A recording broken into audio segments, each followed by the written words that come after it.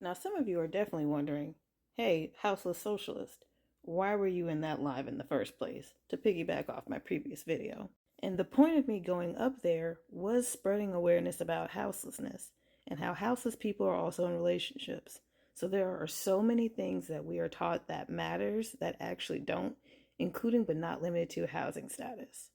Women literally don't have to do anything to get a man. It's not about being feminine or submissive or any of that bullshit that these dating gurus or these dating gurus in training are trying to peddle you. The best way you can find the person that you're looking for is to be in the settings that you want to be in to find that kind of person. Like, if you want a certain type of person that hits the gym, hey, start hitting the gym. If you want to find a certain type of person that's into music, go to the music places. It's all about going to these places in real life to find what you're looking for.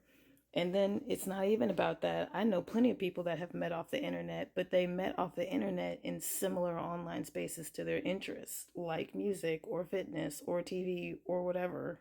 Now, she said that she was given this advice to be more feminine and she started attracting the more people that she wanted to be around.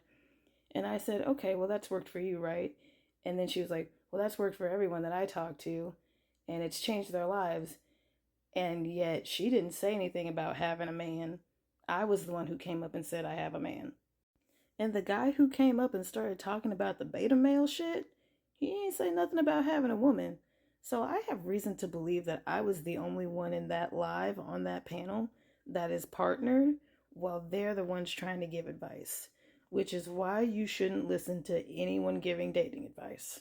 I was also going to bring up how people with certain neurodivergent traits like autism and ADHD have a hard time making decisions, and that has nothing to do with gender or being masculine or feminine.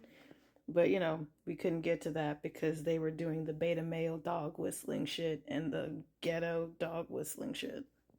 Because for whatever reason, and this is mainly something I've seen in the media and not so much in real life, women have a hard time making decisions.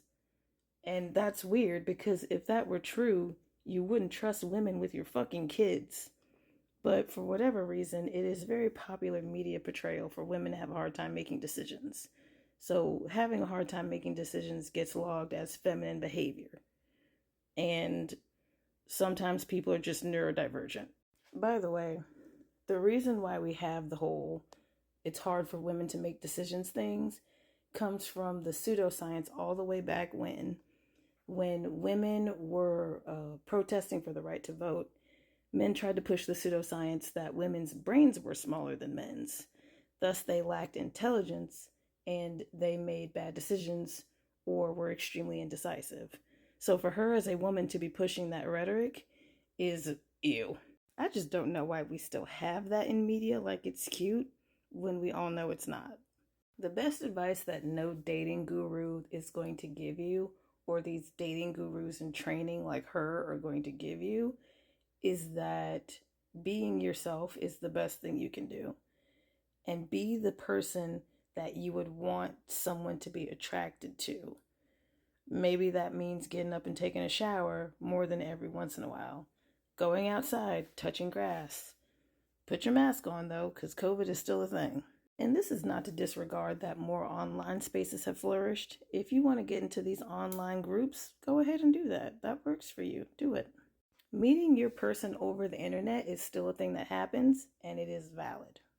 And honestly, I would say be a decent person, but there are a lot of people out here who aren't decent people who still find their person. So really, you don't have to worry about that either. And you don't even have to worry about things like housing status, which for some people, that's kind of like, you may not think about it, but it seems like something that's basic. But hey, your person might be unhoused. And with that being said, I'm Houseless Socialist, and I'll see y'all next time.